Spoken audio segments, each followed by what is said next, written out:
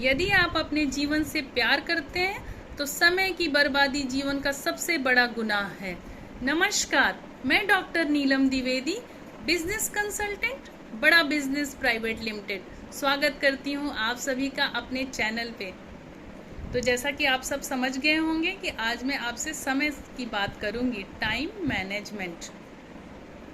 तो जो कि हमारे 21st सेंचुरी की सबसे बर्निंग प्रॉब्लम है।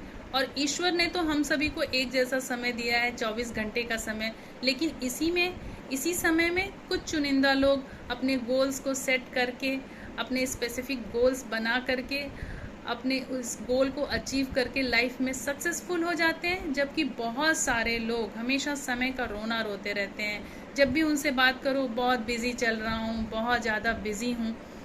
तो क्या कारण है कि यही 24 घंटे कुछ लोगों की लाइफ में सक्सेस का कारण है और कुछ लोग उसको उतने अच्छे से यूज़ नहीं कर पाते हैं, समय नहीं दे पाते हैं। तो आज इस बर्निंग प्रॉब्लम को मैं आपके साथ डिस्कस करूंगी और इसके सॉल्यूशंस को भी।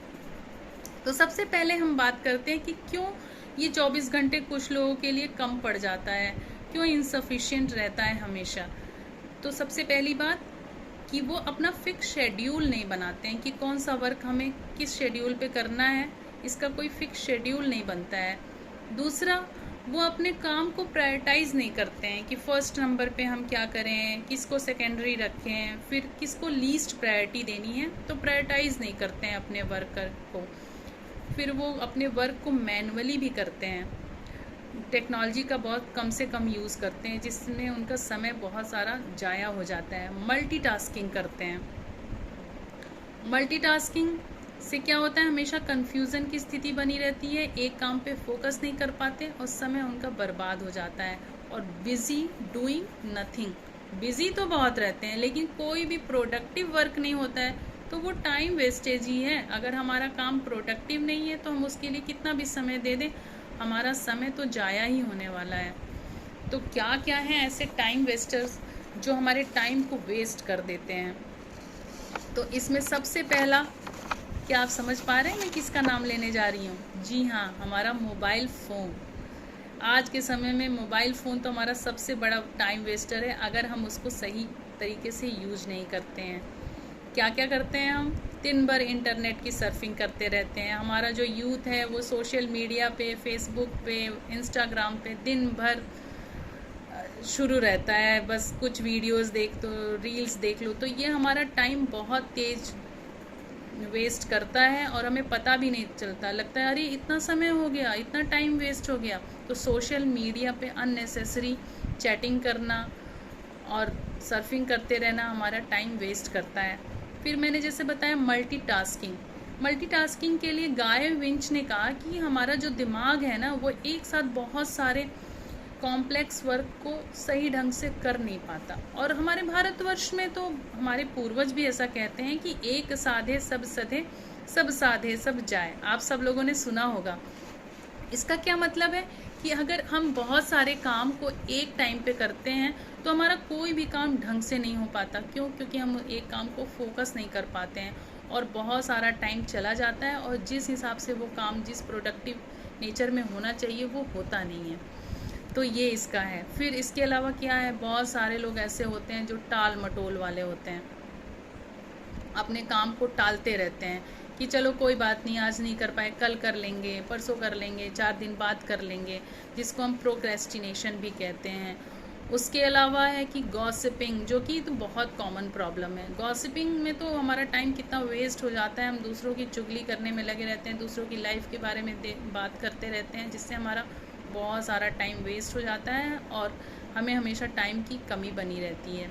उसके अलावा जैसे मैंने बताया था, टेक्नोलॉजी का कम से कम उपयोग करना। तो ये सब चीज़ें हैं जिसकी वजह से हमारा टाइम वेस्ट हो जाता है। और फिर इसमें अब आगे मैं बताऊंगी आपको कि कैसे, मतलब आखिर क्या है हल इसका, कैसे हम अवॉइड करें, अपने टाइम को कैसे अच्छे से मैनेज करें, ताकि हम अपने 24 घंटे हमारे लिए सफिशिएंट हो पाए, हम अपने वर्क को प्रोडक्टिव तरीके से कर पाएँ। तो सबसे पहला क्या है कि आप टू डू लिस्ट बनाइए। पूरे दिन में आपको क्या वर्क करना है, इसका हमेशा एक टू डू लिस्ट होना चाहिए। दूसरा, अपने वर्क को प्रायोरिटाइज़ करिए कि क्या हमें वर्क कैसे करना चाहिए, किसको प्रायोरिटी दिया जाए, किसको कम प्रायोरिटी दिया जाए, किसके लिए किसी और को डेलीगेट कर दिया जाए।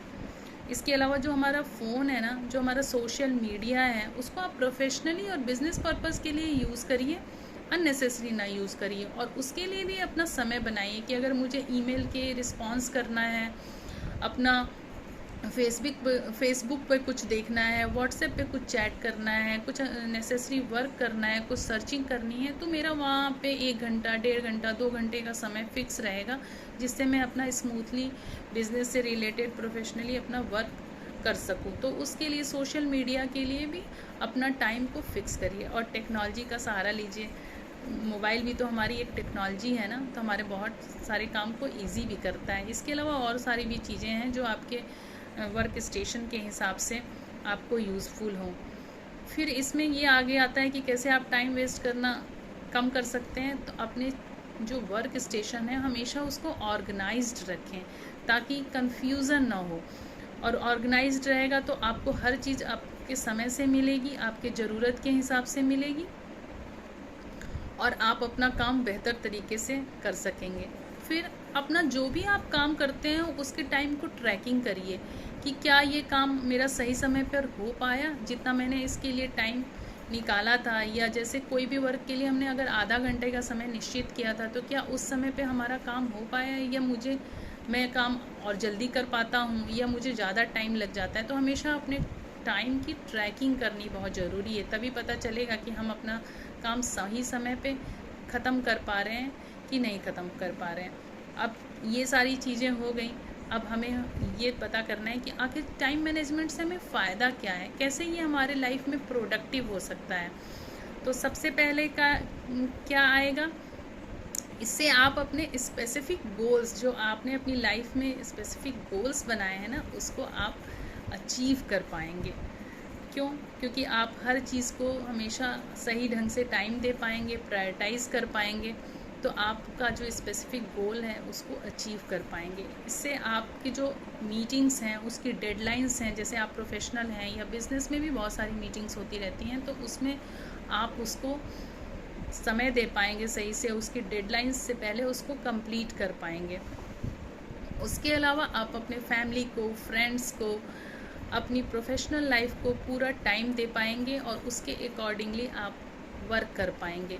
इन सब चीज़ों से क्या होगा, इन सब चीज़ों से आपकी प्रोडक्टिविटी बढ़ेगी, और प्रोडक्टिविटी भी जब बढ़ेगी तो आपका सेटिस्फैक्शन बढ़ेगा, आपका वर्क एफिशिएंसी बढ़ेगी, और आप लाइफ में अपने अचीव कर पाएंगे अपने मिशन को।